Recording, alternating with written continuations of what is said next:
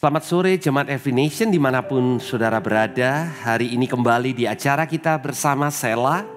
Saya ingin membagikan kebenaran firman Tuhan yang saya percaya akan menjadi berkat buat kita semua. Mari kita berdoa. Tuhan, kami ucap syukur.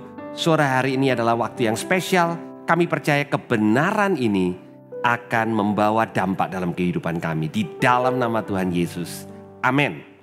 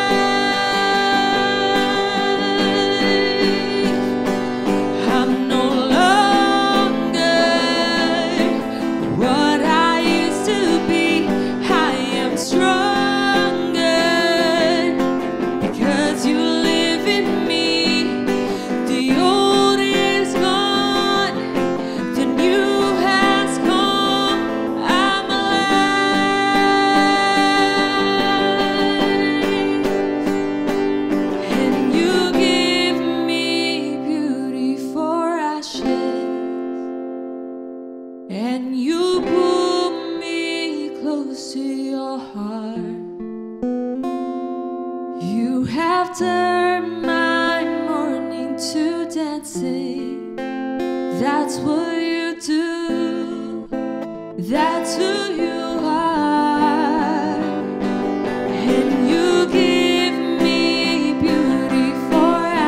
dances, and you pull me close to your heart. You have turned my mourning to dancing. That's what you do. That's who you are. And you give me beauty for ashes, and you pull me close to your heart. You have turned my mourning to dancing. That's what you do. That's who you are.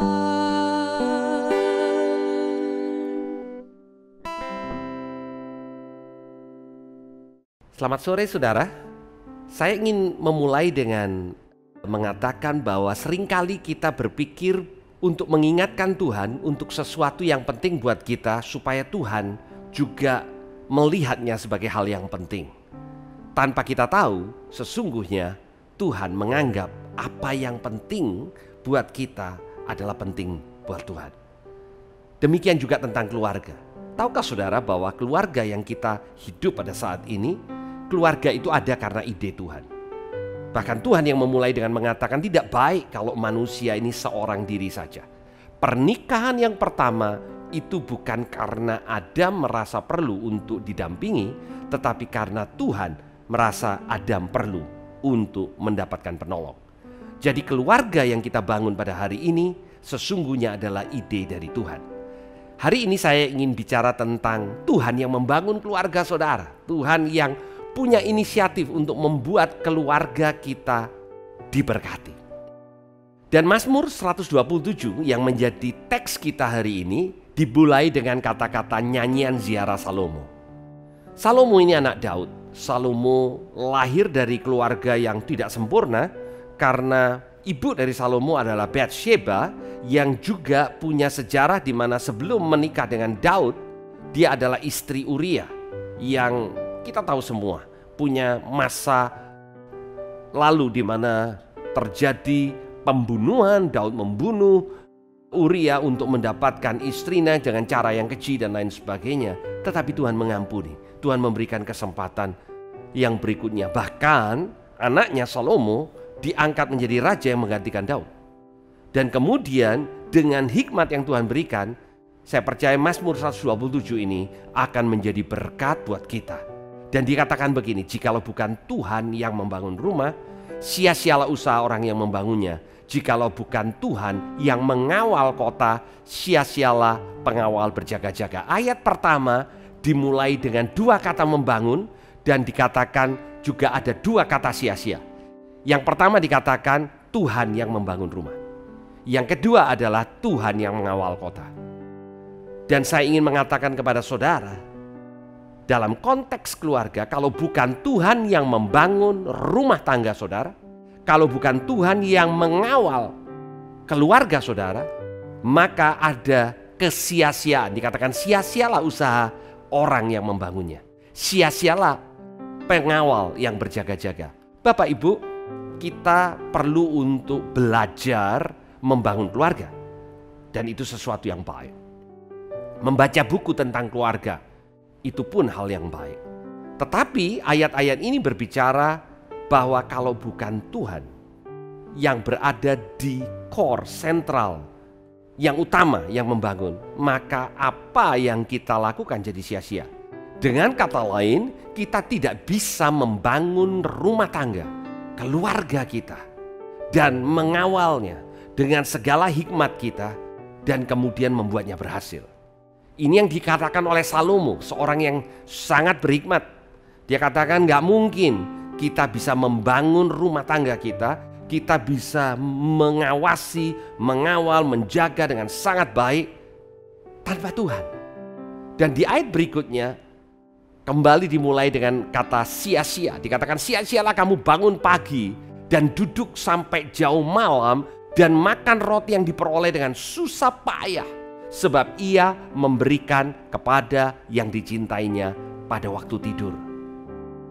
Di sini bicara tentang berkat yang turun di dalam keluarga.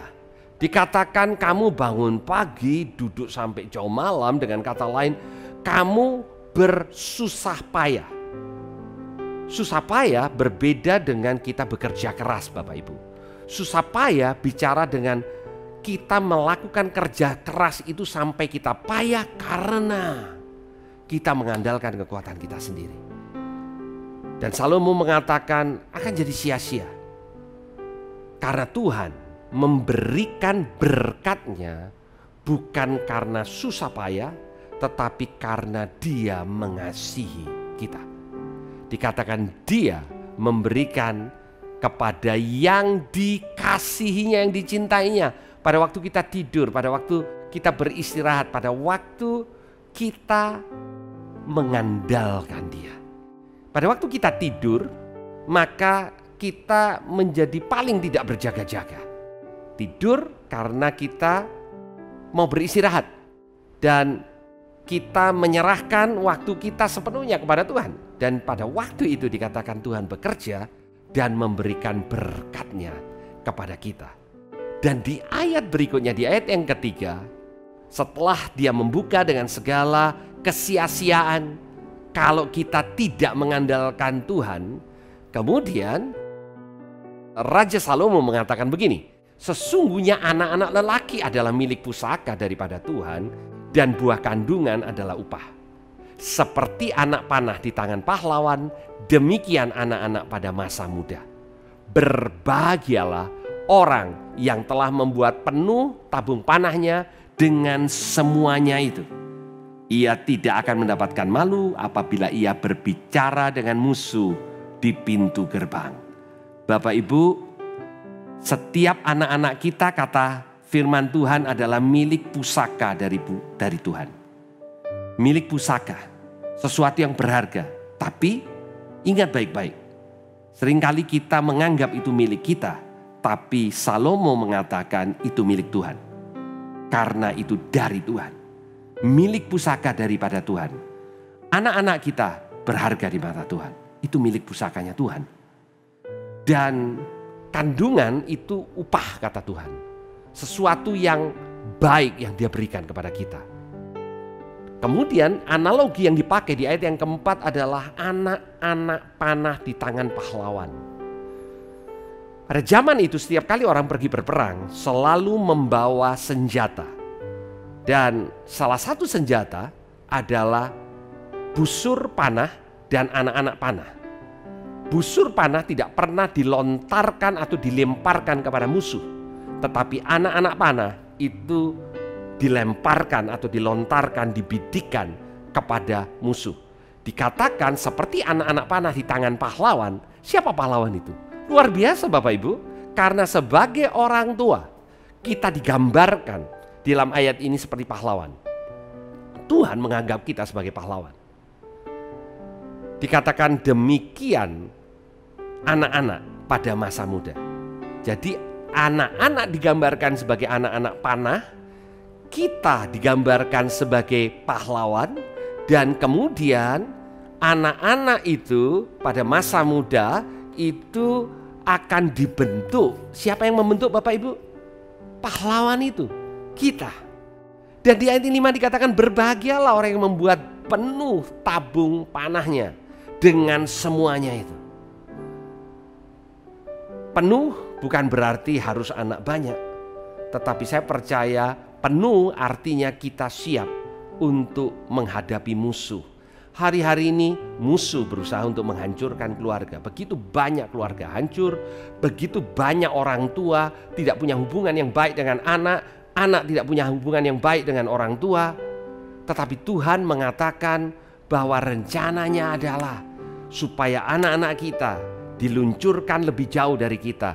Bapak Ibu, pahlawan yang meluncurkan anak panah itu mungkin tidak pernah sampai ke tujuan di mana anak panah itu diluncurkan, tetapi dia dipakai untuk meluncurkan anak panah yang dahsyat. Dan dikatakan dia tidak akan mendapat malu bila dia berbicara dengan musuh di pintu gerbang. Dan itu adalah peran yang Tuhan berikan kepada kita orang tua. Kita punya anak-anak yang siap diluncurkan sewaktu mereka seperti anak panah diproses Tahukah Bapak Ibu cara seorang pahlawan mengumpulkan anak-anak panah? Ya, pada waktu itu mereka nggak beli di toko, Bapak Ibu. Anak-anak panah yang ada di tabung panah itu adalah hasil di mana mereka melihat kepada kayu yang masih penuh dengan bengkokan-bengkokan diluruskan dan kemudian mulai dihaluskan dan dipasang ujung daripada anak panah dan bagian belakang di mana dia tempat di mana dia akan diluncurkan. Dan pahlawan itu akan melihat kepada anak panahnya, setelah itu lurus dan kemudian setelah diasah bagus, maka anak panah itu siap untuk diluncurkan. Itu adalah proses di mana anak-anak kita bertumbuh dewasa. Apakah perfect? Jauh dari itu. Masih banyak lekukan-lekukan, bengkokan-bengkokan yang perlu diasah. Tapi kembali kita diingatkan di ayat-ayat sebelumnya, kalau bukan Tuhan yang membangun rumah, kalau bukan Tuhan yang mengawal kota, kalau bukan Tuhan yang memberikan hikmat kepada orang tua dan memberikan kekuatan, memberikan segala perkara yang dibutuhkan, maka kita tidak bisa melakukan tugas kita sebagai pahlawan. Dan saya ingin menutup dengan mengingatkan, Tuhan mengatakan pahlawan itu kita, anak panah itu adalah anak-anak kita, dan anak-anak kita adalah milik pusaka yang Tuhan percayakan kepada kita. Biar kita dipandang setia untuk melakukan bagian kita dengan baik, dan Tuhan dipermuliakan lewat keluarga kita. Mari kita berdoa. Tuhan, kami mengucap syukur untuk siang hari ini, sore hari ini, di mana kami boleh mendengar kebenaran firman-Mu, dan kami percaya Tuhan, Engkau sendiri yang akan memperlengkapi kami di dalam keluarga kami masing-masing, supaya kami boleh menjadi bagian daripada keluarga yang mempercayai Engkau, dan Engkau boleh memperlengkapi kami dengan kuasa-Mu di dalam nama Tuhan Yesus. Yang percaya katakan sama-sama, amin. Tuhan Yesus memberkati.